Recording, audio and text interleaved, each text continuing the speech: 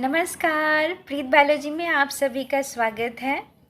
आज के वीडियो में हम कुछ जानेंगे रोचक बातें पर्यावरण को लेकर, जो जानने के बाद आपके अंदर सूझ और बूझ की शक्ति और भी ज़्यादा बढ़ जाएगी। ज़रूर देखें इस पूरे वीडियो को। मेरा आपसे अनुरोध है इस पर्यावरण दिवस पर। जैसा आप सभी को पता है कि 5 जून को विश्व पर्यावरण दिवस है। हम बड़े ही खुश हैं। हम खुश इसलिए रहते हैं कि इस दिन हमारे अंदर ये चीज़ तो आ ही जाता है कि हमें पर्यावरण को बचाना है, हमें पेड़ों को कटने नहीं देना है, हमें गंदगी नहीं फैलानी है, हमें साफ़ सफाई रखनी है। बहुत ही अच्छी बात है कि ऐसा हम सोचते हैं। एक चीज़ और भी है, हम ये जान के बड़े खुश होते हैं कि हमारे इंडिया का जितना जियोग्राफिकल एरिया है उसका 24% टोटल फॉरेस्ट कवर है। ये हम जान के बड़े ही खुश होते हैं। लेकिन क्या आप वाकई जानते हैं ये जो टोटल फॉरेस्ट कवर है इसमें फॉरेस्ट की डेंसिटी कितनी होती है? क्या सारे फॉरेस्ट एक जैसे हैं? क्या फॉरेस्ट कहने का मतलब आप ये समझते हैं कि बहुत ही घना सा एक जंगल है ना, उस पे बस इतने सारे पेड़ हैं कि कहने को नहीं है, पैर रखने की जगह नहीं है, ऊपर से लाइट नहीं आ सकता, इतना ज़्यादा घना जंगल है। हमारे दिमाग में तो यही आता है, आप माने और चाहे ना माने, है ना। तो आज के इस वीडियो में हम ये जानेंगे कि क्या वाकई वो जो 24% फॉरेस्ट की जो हम बात करते हैं वो घने जंगल हैं। अगर वो नहीं है तो कितने % घने जंगल हैं, और वो घने जंगल हैं कहाँ पर, और अगर वो किस तेज़ी से कटते हैं तो फिर कुछ रह नहीं जाएगा हमारे कह लीजिए कि लैंड पे। जो हम सोच रहे हैं कि हम बड़े ही ऐसे देश में रह रहे हैं जहाँ पे कि वन बहुत ही मात्रा में मौजूद हैं। तो इस सच्चाई को हम जानेंगे। और एक सवाल और भी, क्या आपको ये लगता है कि इंडिया में जहाँ पॉपुलेशन इतना ज़्यादा है, 135 करोड़ होने को है, क्या वहाँ पे सब जगह फॉरेस्ट बराबर पाए जाते हैं? ये ज़रूरी है जानना, क्योंकि जब तक आप ये नहीं जानेंगे आप सही सही फैसले नहीं ले सकते हैं पर्यावरण के संरक्षण को लेकर। आपको ये जानना बहुत ज़रूरी है। तो अब अपनी इन बातों को यहाँ रोक के अब आते हैं उन रोचक बातों के बारे में बात करना जो आपके लिए जानना ज़रूरी है, और इस पर्यावरण को ये जो नॉलेज है सब तक पहुँचाएंगे, और हम अपने लेवल पे भी कोशिश करेंगे कि हम पर्यावरण को वाकई में संरक्षित करें। सिर्फ खुश नहीं होना है, उन परेशानियों को भी लोगों को बताना है। सबसे पहले मैं आपको ये बताना चाहूँगी कि जो फॉरेस्ट एरिया कवर है, टॉप कंट्रीज़ जो आती हैं, टॉप 10 कंट्रीज़ की अगर बात करें तो सबसे ज़्यादा किस्में हैं 2015 की। अगर हम बात करें तो आपको स्क्रीन के पीछे दिख रहा होगा, सबसे ज़्यादा अगर फॉरेस्ट कवर अगर हम देखें तो ग्लोबल फॉरेस्ट एरिया की अगर हम बात करें तो देखिए रशिया में सबसे ज़्यादा है, 20% है पूरे वर्ल्ड का फॉरेस्ट एरिया का जो है, ठीक है, कवर करता है। फिर उसके बाद देखिए ब्राज़ील है। अब आप देखते जाइएगा हमारा इंडिया कहाँ पर है। उसके बाद कनाडा है, उसके बाद यूएसए है, उसके बाद चाइना है, उसके बाद democratic Republic of the Congo है, इंडोनेशिया है, ऑस्ट्रेलिया है, फिर इंडोनेशिया, पेरू है। हम तो 10वें नंबर पे हैं। अगर हम वर्ल्ड की बात करें तो फॉरेस्ट एरिया जो है हमारे इंडिया का 2% आता है, सोचिए। जबकि हमारे यहाँ अगर हम यहाँ की अगर भौगोलिक स्थिति को देखें, अगर हम एरिया को देखें तो हमारे यहाँ कम नहीं है, 2% है। सोचिए, इसका मतलब ये है कि हमें अभी अपने पर्यावरण को कितना संरक्षण करना है, तब जाके हमारा भी यहाँ पर नाम ऊपर आएगा, है ना। तो ये आपको एक फैक्ट मिला। दूसरा फैक्ट एक और जान लें। एक आपको पीछे टेबल दिख रहा है जहाँ पे लिखा है countries reporting the greatest annual forest area gain 2010 to 2015 का है। यहाँ पे क्या दिखा रहा है कि परसेंट दिखा रहा है ऑफ 2010 फॉरेस्ट एरिया का। चाइना देखिए, यहाँ पे इसका अगर हम देखें एनुअल फॉरेस्ट एरिया गेन, तो चाइना यहाँ पे नंबर 1 है, ऑस्ट्रेलिया 2 है। उसके बाद आप देखते जाएंगे और भी सारे आपको देश दिख रहे हैं। हमारा इंडिया कहाँ पर है? हम 8वें नंबर पे हैं अगर इस रिपोर्ट को हम देखते हैं तो। इसका मतलब ये है कि हम अभी अपने देश के लिए कुछ कर नहीं रहे हैं। अगर हम फॉरेस्ट की बात करें तो हमें अभी बहुत सारे सुधार करने हैं। तो हम हर पर्यावरण को कर क्या रहे हैं? सिर्फ मना के निकल जा रहे हैं। हमें करना होगा, हमें ये जो फॉरेस्ट गेन की जो क्लाइमेट की जो कंडीशन है ये हमें बनानी होगी कि किस तरीके से हम ऊपर आएँ इस लिस्ट में और अपने इंडिया में फॉरेस्ट का जो एरिया है उसको बढ़ाएं, क्योंकि यही फॉरेस्ट एरिया डिसाइड करता है कितनी बरसात होगी, और यही बरसात डिसाइड करती है कि जो हमारे यहाँ पे धान गेहूँ उगाए जाते हैं ये हमें कितना में मिलेगा। और चूँकि हमारे यहाँ पॉपुलेशन बहुत ज़्यादा है और हम काफ़ी हद तक एग्रीकल्चर में ही क्या है, डिपेंडेंट हैं, तो हमारे यहाँ फॉरेस्ट का एरिया बढ़ाना होगा ताकि भूखमरी की स्थिति न आए, है ना, हमें सही से खाने को मिले।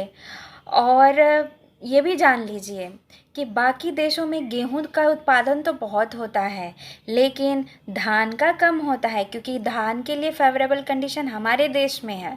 वो भी अगर आप इंडिया का हाफ अगर अलग पोजीशन अगर साउथ का ले लें और नॉर्थ का ले लें तो कुछ ही रीजन्स में है, सारे रीजन्स में नहीं है।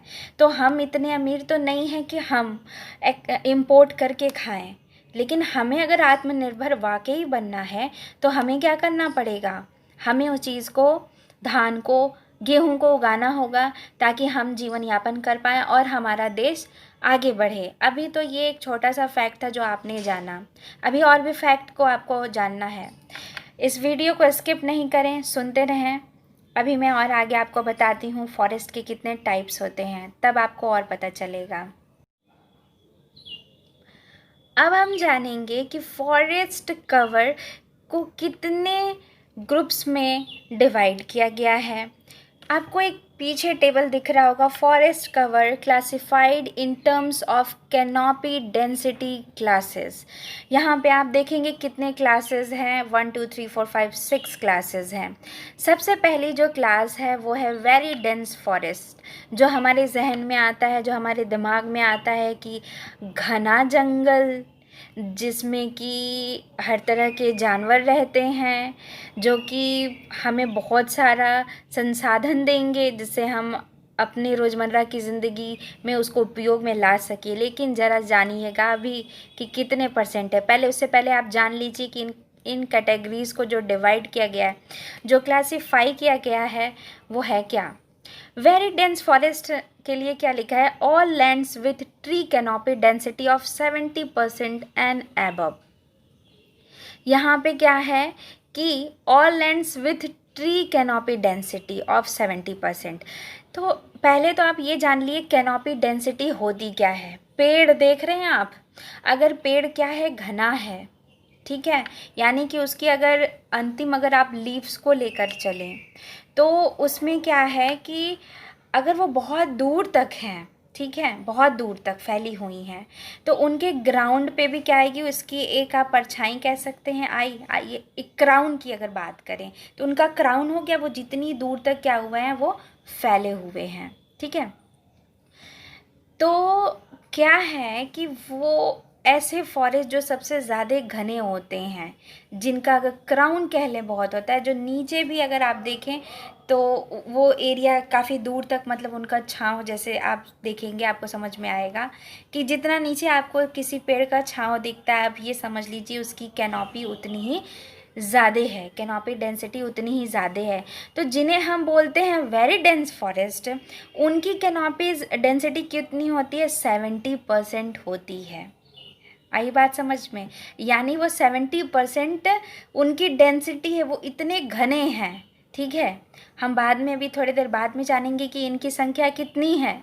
दूसरा क्या है, मॉडरेटली डेंस फॉरेस्ट। अब ये जो कि थोड़ा वेरी डेंस फॉरेस्ट से कम है, इनकी अगर हम कैनोपी डेंसिटी को जानें तो सिर्फ 40% है। बाकी के 60% में वो आपको लीफ या पेड़ का जो क्राउन है वो नहीं नज़र आ रहा है, वो लैंड रहेगा। 40% क्या है, आपको क्या दिख रहा है, लीफ का जो पेड़ का जो क्राउन है वो दिख रहा है। बट लेस देन 70%, 70% से कम रहेगा, लेकिन 40% से ज़्यादा रहेगा। ओपन फॉरेस्ट में देखिए, ओपन फॉरेस्ट क्या है, जितने भी लैंड है जहाँ पर ओपन फॉरेस्ट है वहाँ पे अगर कैनोपी डेंसिटी देखें तो सिर्फ और सिर्फ 10% है, यानी 10% से ज़्यादा, 40% से कम। ठीक है, उसके बाद आप क्या देखेंगे, श्रब को देखेंगे। श्रब के बारे में क्या बोल रहा है कि forest lands with canopy density less than 10%, ये 10% से कम होते हैं। ठीक है, और नॉन फॉरेस्ट में क्या आते हैं, lands not included any of the above classes, जो ऊपर से किसी क्लास में नहीं, यानी मान के चलिए जहाँ पे कि फॉरेस्ट है ही नहीं, जहाँ पे क्या है, पानी है। ये तो हम जाने कि इस तरह के फॉरेस्ट की कैनोपी डेंसिटी कितनी होती है, यानी उनका घनत्व कितना होता है, वो कितने घने होते हैं। अब हम ये जानेंगे कि जितने टाइप के हमने क्लास जाने हैं इनका प्रतिशत कितना है उन 24% में, जो हम कह रहे हैं कि हमारे यहाँ 24% फॉरेस्ट है। ठीक है, आइए हम वो भी जान। सारे क्लासेस के दिखाने से पहले कि कितने परसेंट हैं वो मौजूद, हम एक बार आपको फिगर से बताना चाहेंगे कि देखिए वेरी डेंस फॉरेस्ट आपको सबसे पहले फिगर में दिख रहा है कितना घना है। उसके बाद आपको दिख रहा होगा जो मॉडरेटली डेंस फॉरेस्ट हैं उनकी ज़मीन देख लीजिए, उनका क्राउन देख लीजिए, पेड़ का कम है ना वेरी डेंस फॉरेस्ट से। अब अगर आप सेकेंड टाइप को अगर कंपेयर करेंगे थर्ड टाइप में ओपन फॉरेस्ट, तो देखिए इनकी पत्तियां कितनी कम हैं, ग्राउंड ही दिख रहा है, कहने को ये फॉरेस्ट है लेकिन इनमें लीव्स नहीं हैं। ये क्या क्लाइमेट को उतना सपोर्ट कर पाएंगे। और यहाँ पे अगर स्क्रब को ले लीजिए तो यहाँ पे कितने ज़्यादा कम है, दिख रहा है आपको। तो हमें क्या दिखा, डेंस फॉरेस्ट कैसे थे और मॉडरेटली डेंस फॉरेस्ट कैसे थे, ओपन फॉरेस्ट कैसे थे और स्क्रब कैसे थे। अब हम जानेंगे इनका परसेंटेज उन 24% में कितना कितना है।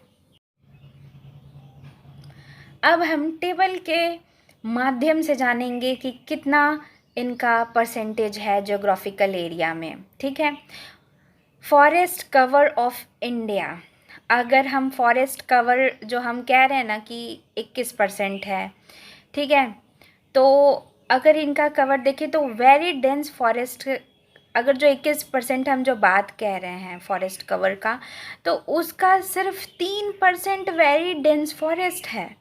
और मॉडरेटली डेंस फॉरेस्ट कितना है, 9.39% में है। और ओपन फॉरेस्ट कितना है, 9.26। ये सब मिला के आपका टोटल हो रहा है 21.67। इसका मतलब ये हुआ कि वेरी डेंस फॉरेस्ट जो हम और आप सोचते थे कि बहुत ही घने जंगल हैं, वो कितने हैं, सिर्फ 3% हैं, सिर्फ 3%। सोचिए, सिर्फ 3% फॉरेस्ट ऐसे हैं जैसा हम और आप सोचते हैं, जैसा बच्चे भी सोचते हैं, जैसा सभी सोचते हैं। बाकी के फॉरेस्ट जो होते हैं उनकी लीव्स कम होती हैं, उनसे छांव कम होता है, उनसे बरसात की सिचुएशन बनना ऐसा बहुत ही कम हो पाएगा। तो हमें इन 3% जो फॉरेस्ट है इनको हमें बचाना है ना। अब हम ये जानेंगे कि इंडिया के किन हिस्सों में ये टोटल जो हम 21.67 फॉरेस्ट देख रहे हैं परसेंटेज में, ये कहाँ कहाँ पे मौजूद हैं, तब आपको और हकीकत समझ में आएगी, पता चलेगी। इंडिया के मैप को स्टडी करने से पहले आप एक बार पाई चार्ट को भी देख लीजिए। पाई चार्ट में देखिए क्या दिखा रहा है कि नॉन फॉरेस्ट जो है वो कितना है, 76.92% है, दिख रहा है आपको। और उसके बाद अगर हम देखें तो यहाँ पे आपको अगर यूँ भी अगर ये आप मान लीजिए पूरे, मान लीजिए 100% लैंड है इंडिया का पूरा, ठीक है, आप देख सकते हैं जो वेरी डेंस फॉरेस्ट है, डार्क ग्रीन में जो दिख रहा है कितना थोड़ा सा है, और बाकी का जो लैंड है वहाँ पे कोई फॉरेस्ट ही नहीं है। अब ये अगर 3% भी नहीं रहेंगे तो क्या रह जाएगा हमारी धरती पर? हम क्या फिर किन चीज़ों पे निर्भर रहेंगे? क्या हमें सामना नहीं करना पड़ेगा प्रकृति का फिर, जो आपदाएं आएंगी? ठीक है, तो इस पाई चार्ट से आप ये समझ जाएंगे कि फॉरेस्ट को बचाना कितना ज़रूरी है। आपको दिख रहा होगा कि लाइट ग्रीन जो है वो मॉडरेट डेंस फॉरेस्ट है 9.39, और ओपन फॉरेस्ट भी आपको उतने ही दिख रहे हैं। ठीक है, जिनमें लीव्स का जो एरिया अगर आप देखेंगे फैलने का, जो कैनोपी डेंसिटी है वो क्या है, कम है। अब हम मैप से स्टडी करते हैं। अब हम इस इंडिया के मैप में देखते हैं कि ये जितने डार्क ग्रीन दिख रहा है, पहले तो आप ये देख लीजिए ये बता क्या रहा है।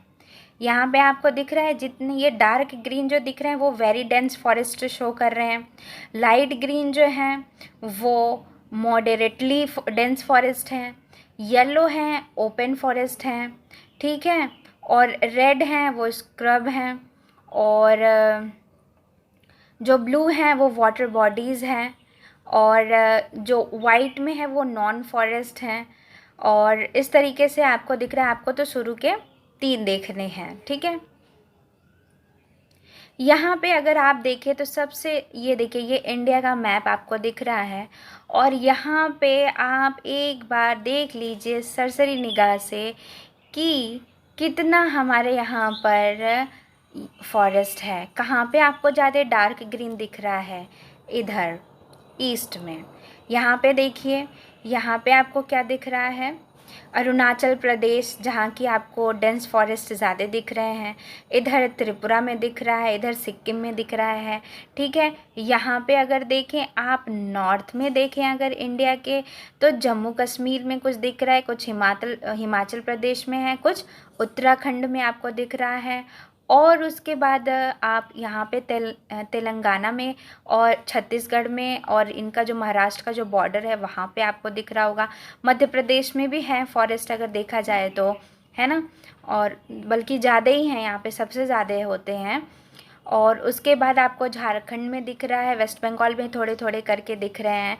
और इधर अगर आप देखें, यहाँ पर साउथ में देखें, साउथ वेस्ट में देखें, तो यहाँ पे आपको क्या दिख रहा है? गोवा साइड में जितना ये अरेबियन सी के जो साइड में जो आपको दिख रहा है, ये पूरा आपको यहाँ पे फॉरेस्ट दिख रहा है, लेकिन बीच में आपको कहीं नहीं, यानी केरल में, कर्नाटक में, गोवा में, और दादरा नागर हवेली में, ठीक है, यहाँ पे आपको दिख रहा है। लेकिन अब ज़रा सा फिर से नॉर्थ से हम ये देखें कि अच्छा ठीक है, एक मिनट, आपने साउथ वेस्ट देखा, लेकिन साउथ ईस्ट में आपको नहीं दिख रहा है उतना फॉरेस्ट। यहाँ के जो बॉर्डर इंडिया के हैं यहाँ पे आपको उतना नहीं दिख रहा है, जैसे तमिलनाडु, आंध्र प्रदेश, यहाँ पे आपको उतने नहीं दिख रहे हैं। अब ये देखिए कि कहाँ पे फॉरेस्ट है ही नहीं। पंजाब में देख लिए, हरियाणा में देख लीजिए, दिल्ली में देखिए, राजस्थान में देखिए, यूपी में देख लीजिए। यूपी में हम क्या कहा जाए, हर राज्य को अपने अपने राज्य पर ध्यान देना चाहिए। ये कोई बात नहीं होती कि हम सारी चीज़ें सिर्फ़ और सिर्फ ईस्ट के ये जो स्टेट हैं इन पे छोड़ दें कि यहाँ पर फॉरेस्ट है, यहाँ पे डेवलपमेंट नहीं करेंगे, रेलवे ट्रैक या कुछ भी नहीं रहेगा, क्योंकि इंडिया का ये हिस्सा है और यही हरियाली बना के रखेंगे। ये कोई बात नहीं होती। हमें पूरे इंडिया में चाहिए फॉरेस्ट। ये एक मतलब बराबर फैले हुए होने चाहिए। ऐसा नहीं होना चाहिए कि यूपी जैसे कहीं है ही नहीं, बिहार में है ही नहीं, दिल्ली में है ही नहीं, हरियाणा में है ही नहीं, पंजाब में है ही नहीं उतने, राजस्थान में है ही नहीं उतने। तो हम कैसा विकास कर रहे हैं, डेवलपमेंट कर रहे हैं कि हम ट्री को काट दिए और यही हम विकास कर रहे हैं। और देखिए, मतलब कि बस इन्हीं जगहों की ज़िम्मेदारी है कि वो ट्री को बचा के रखें और हम डेवलपमेंट करते जाएं। ये गलत है। अगर क्लाइमेट को देखें तो ऐसा नहीं होना चाहिए। पूरे इंडिया में हर राज्य में एक प्रोपोर्शन में होना ही चाहिए फॉरेस्ट। ये काम हमारी राज्य सरकारें कर सकती हैं अपने अपने लेवल पे। हमें चाहिए कि ऐसा भी कानून बने कि ये कंपलसरी कर दिया जाए कि सभी घर के लोगों को, अगर उनका इतना स्क्वायर में है घर, ठीक है, इतना स्क्वायर जो भी उनका प्लॉट का जो साइज होता है उसके हिसाब से आपको इतने प्लांट नहीं लगाने। ऐसा नियम हम क्यों नहीं बनाते? हमें बनाना होगा, हमें सरकार से भी ये गुहार लगानी होगी कि आप ये चीज़ लागू करिए, और अगर हम ऐसा नहीं करते हैं तो फिर दंडित किया जाए। जो बिजली का बिल आता है उसमें जोड़ दिया जाए, या बिजली ही ना दिया जाए जो नहीं लगाता है। तो ये करना बहुत ही ज़रूरी है। अगर ये जो तटीय क्षेत्रों पे जो फॉरेस्ट हैं ये ख़त्म हो जाते हैं तो बाकी हमें बचाने के लिए कोई प्रकृति नहीं बच जाएगी हमारे पूरे इंडिया में। ये बात बहुत ही ध्यान रखने की चीज़ है, क्योंकि ज़्यादातर जितने भी स्टेट हैं उनके बीच में तो है ही नहीं, सिर्फ़ और सिर्फ बॉर्डर्स में कुछ फॉरेस्ट हैं। एक चीज़ और इस वीडियो के ख़त्म होने से पहले मैं आपको बताना चाहूँगी कि जो डेवलपमेंट होता है कि नेशनल पार्क्स हैं, वैसे तो वहाँ पे तो परमिशन दी ही नहीं जाती है ह्यूमन बींग्स को उतने आने जाने की, लेकिन जो वाइल्ड लाइफ सेंचुरीज़ हैं, ठीक है, वहाँ पे जैसा कि कोर रीजन जो होता है, जोन होता है जो सबसे बीच का होता है, फिर बफर होता है, फिर ट्रांजिशन होता है, तो इसलिए मना किया जाता है कि आप किसी भी सेंचुरी में, बायोस्फीयर में ज़्यादा आप डेवलपमेंट मत कीजिए। अदरवाइज जो बॉर्डर का जो क्लाइमेट होता है, जो ट्रांजिशन जोन में जो भी जीव जंतु रहते हैं वो बेचारे उनको अंदर भागना पड़ता है कोर जोन में। कोर में हो सकते हैं कि उनको शिकार करने वाले हों, वो कहाँ रहेंगे, हम उनको डिस्टर्ब कर रहे हैं। तो ऐसे विकास भी हमें नहीं चाहिए। जो नेशनल पार्क्स या वाइल्ड लाइफ सेंचुरीज़ या फिर बायोस्फीयर को काट के उनके बीच में और हम विकास करें, क्योंकि ये प्रकृति को बिगाड़ने जैसा है। अगर ऐसा होता है तो आप इसका विरोध ज़रूर करें। अगर विकास करते हैं तो पेड़ भी लगाना बहुत ज़रूरी है, और पेड़ सिर्फ सड़कों के किनारे लगाने से नहीं होगा, पेड़ हमारे घरों में भी लगाना होगा, गमलों में भी लगाना होगा, तब जाके होगा। इस बात के लिए हम सभी को जागरूक होना होगा। उम्मीद है आपको काफ़ी रोचक बातें पता चली होंगी आज, और अब आपको ये भी समझ में आ गया होगा कि वाकई में हमें अपनी प्रकृति का संरक्षण करना कितना ज़रूरी है। इस वीडियो के साथ, अब इन बातों के साथ मैं अब आप लोगों से विदा लेती हूँ। फिर एक वीडियो ले आऊँगी पर्यावरण से जुड़ा हुआ, जो कुछ रोचक बातें हों जिसे जानना बहुत ही ज़रूरी है। अगर आपको मेरी वीडियो पसंद आई तो इसे लाइक ज़रूर करें, शेयर ज़रूर करें और सब्सक्राइब भी ज़रूर करें। अपना ख्याल रखें और अपने से छोटों को ये बातें बताते रहें, और ख़ुद भी हम इस पे करें, और सरकार से भी हम इस बात को रखें। आप सभी स्वस्थ रहें, हंसते रहें, मुस्कुराते रहें। May God bless you all. Bye bye.